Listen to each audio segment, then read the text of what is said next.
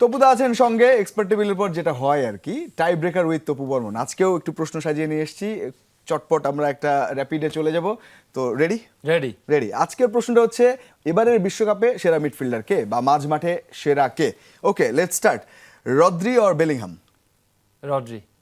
Rodri or Pedri? Pedri. Pedri or Declan Rice? Pedri. Still Pedri. Pedri or De Bruyne? Oh না, Pedri, এখন Pedri best. Pedri still winner এখন পর্যন্ত।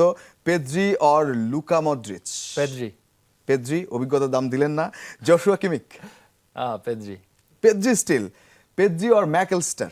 না, Pedri. Pedri still. Bruno Fernandes or Pedri? No, Bruno Fernandes. Bruno Fernandes. নাও এখন last one. Yes. Bruno Fernandes or Vitinha? Vitinha 100%। তো Vitinha is the winner. Why, একটু ছোট্ট করে যদি বলেন।